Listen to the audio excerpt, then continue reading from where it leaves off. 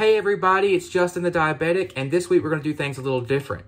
If you're a subscriber already, you know I mostly deal with Medtronic. That is what I use as an insulin pump. I am on the Medtronic 770G currently. I have had previously the Medtronic 670G and the 530G with both the Enlight and the Guardian sensors.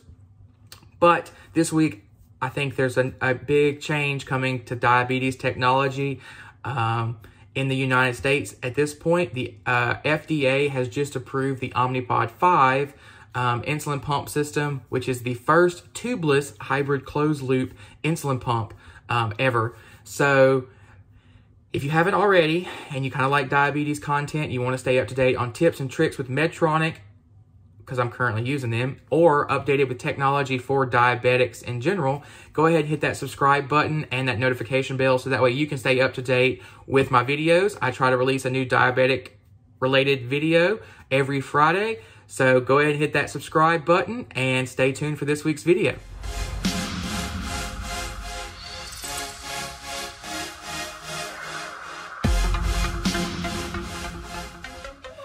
So, for everybody to kind of understand my excitement for this Omnipod 5, you got to know a little background information about me. So, I was diagnosed about 11 years ago with late onset type 1 diabetes.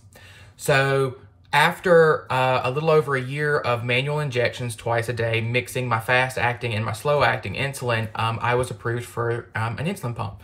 So I had a very active lifestyle. I didn't want to be connected or tied down by an insulin pump tube. So my first insulin pump was actually the second generation Omnipod. If you're kind of curious, Omnipod doesn't release generations, so to speak, like models. So the second generation Omnipod had the blue PDM or personal diabetes manager and the larger original pods. Over my 3 years with the Omnipod, I did get to upgrade to the third generation, which was the black PDM and the new 30% smaller pods.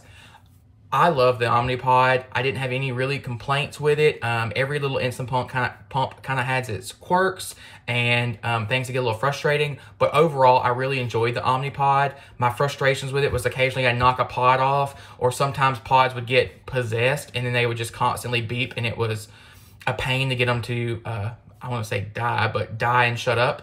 So that was my real quirks with it. I loved the pod. I could place them on my arms, mostly where I keep my sensor now. And besides the occasional, hey, do you have a ketchup packet stuck on your arm? I really enjoyed it.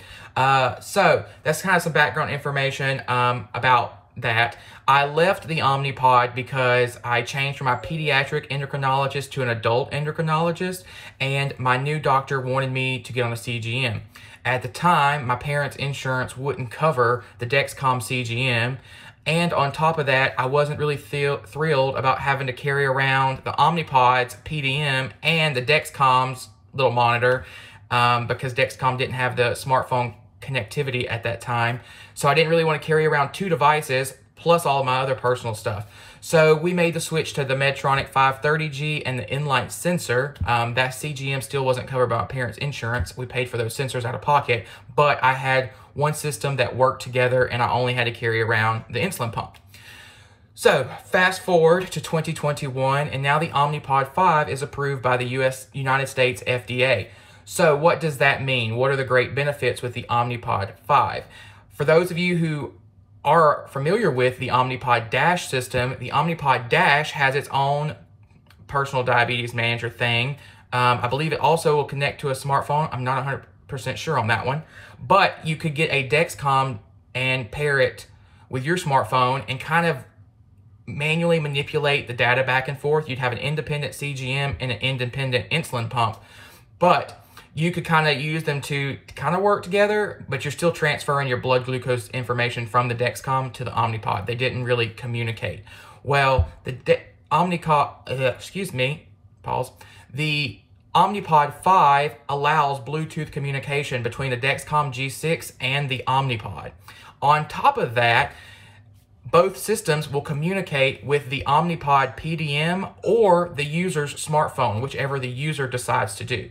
So for example, if I were to get the Omnipod 5, once an iPhone is supported for the smartphone integration. Right now, they only have a handful of Samsung devices approved. But once the iPhone is supported, I will be able to manage my hybrid closed-loop insulin pump between the Omnipod 5 and the Dexcom G6 with just my smartphone. Let that sink in there for a second. That is the first hybrid closed-loop tubeless insulin pump system that is able to be managed by a user's smart device. I think that's groundbreaking, especially for most of us who don't like carrying around all of our different things that remind us every day that we live the struggle of diabetes. So, I think that's very beneficial for us. There are some key points that I want to talk about that I think the Omnipod kind of has some pros over the Medtronic 780G, and there are some pros for the 780G that the Omnipod might not necessarily have. Then again, it's kind of hard. I'm gathering information from different sources. Most of my Medtronic information has to come from the UK, and the Omnipod information is not really out there yet because the system was just approved by the FDA. So let's kind of talk about it. So the Medtronic 780G is able to have a set target range customizable by the user from, I believe, 100 all the way up to 150 in increments of 10. So the user can set the new target for auto mode between they can either set it at 100, 110, 120, 130, 140, or 150. Whereas now with SmartGuard Auto Mode on the 770G or the 630G, the target is 150. No. Is it 150? No, 150 is for active, and I believe it's 120 for, I believe it's 120. Don't quote me on that. I will look it up and insert in the description what it actually is.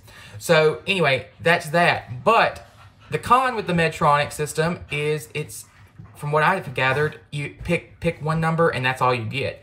The Omnipod system, on the other hand, will do the same thing, except it's 110 to 150 in increments of 10, but the user can have it change. So let's say at night, you're worried about your sugar bottoming out, you want it to be higher at 140, so between the hours of 9 p.m. to whatever time in the morning, 8 p.m., you can have it set a target of 150, and then in the morning, once you've woken up, it can lower that target back down to the lowest setting of 110. I do apologize for these two back here behind me who want to intrude on my video. I'm sorry, but husky life. Anyway, so I think that's a benefit with the Omnipod system that I'm curious to see if Medtronic will have that option for their 780G. The next thing, big pro for the Omnipod system, it's tubeless, so you don't have to deal with a tube. So if you're comfortable putting a pod that's a little bit bigger than the Medtronic transmitter charger on your body and wearing that around for 3 days, then you can do that. The Omnipod system is going to learn, just like the Medtronic system does, what the user's insulin needs are. But since an Omnipod can only be worn for the use of 300 units of insulin or 3 days, whichever ones last longer, it's removed. But apparently, from what I've read, the Omnipod will then kind of give some information to the smartphone, which will then give it to the new pod, and the system is constantly adapting and maintaining that knowledge that it's acquired over the user. So, to clarify, the Omnipod can only be worn a maximum of 3 days or the 300 units in the reservoir, whichever one, back that up. It can be worn 300 units, so if you use 300 units in 2 days, the pod is done, or 3 days total. At the end of 72 hours, the Omnipod will shut down and tell you to replace the pod. Sorry I made that confusing. I hope that simplifies. Now, the Dexcom G6 sensor is currently able to be worn for 10 days.